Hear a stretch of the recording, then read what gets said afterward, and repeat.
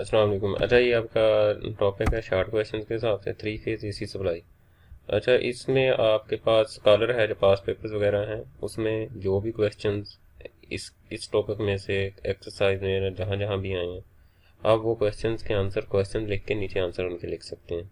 लाजमी नहीं है कि आप उसे पूरा याद करें, या उसमें कोई डेफिनेशन वगैरह निकाल के आप वो लिख सकते हैं। Alright.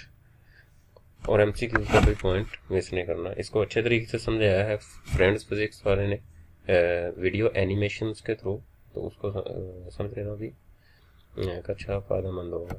Three phase AC supply, if an AC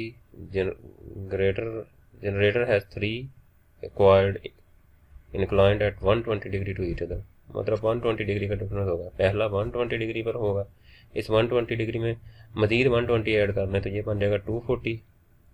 240 में 120 मज़ीद ऐड कर लें तो कितना बन जाता है ये 120, इसमें मज़ीद ऐड करें तो ये 360 बन जाएगा।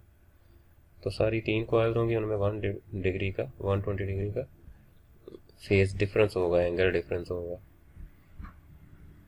Advantage, three phase AC supply has the main advantage of the three phase AC supply is use in house और factory. It is divided in the three parts. ठीक है, तो उसमें यही कंसेप्ट था कि आपको पता है अगर सिंगल हो तो वो सिंगल वेव आपको पता है पॉजिटिव पीक पे जाती है, नेगेटिव पे जाती है, लेकिन ये बीच में ज़ीरो भी आ जाता है। इस यहाँ पे इसकी वैल्यू ज़ीरो, लेकिन बड़ी जो फैक्ट्रीज हैं वहाँ पे ज़ीरो वैल्यू नहीं होनी चाहिए। ठीक है, तो इसलिए वहाँ पे एक ही फेज़ को नहीं यूज़ कर लिया जाता, उसमें एक और फेज़ होता है। अगर ये इस वक्त ज़ीरो है तो वो दूसरा फेज़ इस वक्त यहाँ पर होगा, उसकी कोई ना कोई वैल्यू होगी। ठीक है, 120 डिग्री। अगर ये भी ज़ीरो है, दोनों अगर ज़ीरो हो रहते हैं, एक तीसरी वेव भी होगी, इसमें से ज़ीरो में से तो नहीं गुजरेगी, तीसरी वेव भी होगी वो, तो एट अ टाइम तीन वेव्स आपके पास चल रहे होंगे, इसमें उसकी कोई ना कोई वैल्यू होगी। Three phase AC supply is also provide 400 volt which is for special supplies. ठीक है, तो प्रिंसिपल ऑफ मेटल डिटेक्टर आपको पता है, आपके जो सिक्योरिटी वाले होते हैं वो आपको चेक करते हैं, उनके पास ये इस तरह का आला पकड़ा होता है। ठीक है, कोई मेटल की चीज़, लोहे की चीज़ हो तो वो डिटेक्ट कर लेता है। Difference of frequency of two LC oscillator circuit caused by placing the metallic object. अच्छा, तो बीट प्रोड्यूस होगी, एक आवाज़ प्रोड्यूस होगी अगर फ्रीक्वेंसी डिफरेंस हो जाए।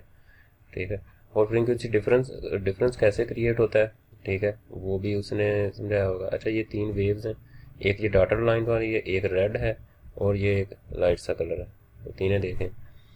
अगर ये ज़ीरो है यहाँ पर वैल्यू, तो देखें इसकी भी ज़ीरो नहीं है अभी और इसकी भी ज़ीरो नहीं है। जब इस डॉटेड वाली की ज़ीरो हुई तो बाकी दोनों वेव्स की कोई ना कोई वैल्यू है वोल्टेज की।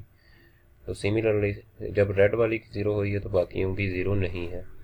इस तरह इनको कनेक्ट कैसे किया जाता है, इन तीनों का एक यहाँ भी एक कॉमन कनेक्शन बनाया जाता है, यहाँ से फिर न्यूट्रल तार निकाल ली जाती है। ठीक है, फिर बाकी जो है एक ए से कनेक्शन हो जाएगा, एक बी से हो जाएगा, एक सी से हो जाएगा।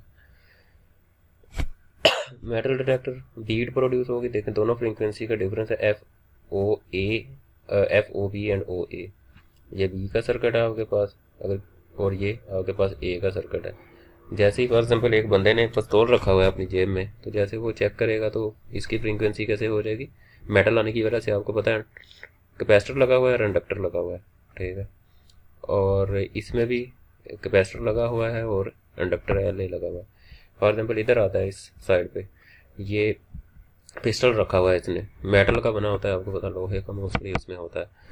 तो इसकी फ्रीक्वेंसी क्या हो जाएगी, कम हो जाएगी। मेटल आने की वजह से इंडक्टर की फ्रीक्वेंसी कम हो जाती है अगर मेटल उसके सामने है।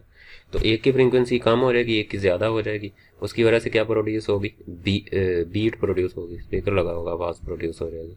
तो ये सिंपल था, इसमें एक पॉइंट था और फार्मूला वगैरह तो इसमें नहीं है। It use to locate buried metal objects, ज़मीनों में जो होते हैं उनको भी डिटेक्ट करने के लिए, लोहा सोना वगैरह अगर है उसके लिए भी यूज़ होता है, और सिक्योरिटी पर्पज़ के लिए भी आपको पता है वो तो चेक होता है, बैंक्स वगैरह में भी लेके सिक्योरिटी गार्ड्स खड़े होते हैं। तो दो यूजेस हो गए इसके। चोक की definition, it is a coil, ये पहले पे आ चुकी थी इस चैप्टर में, consist of thick copper wire wound closely in a large number of turns over a soft iron core. This make the inductor L where its resistance R is very small. Inductance उसकी बहुत small हो जाती है चौक की, अच्छा, it is used in AC circuits to limit the circuit current with extremely small wastage of energy. Okay, mystery आपने ये की है. Okay good. और अहमद का किधर है? ठीक है, सारा टॉपिक ना याद करने, उसमें से शार्ट शार्ट उसकी डेफिनेशंस वगैरह बस करने और एमसीक्यूज वगैरह देखने, इनमें ये होता है. ठीक है, लेकिन करें ज़रूर.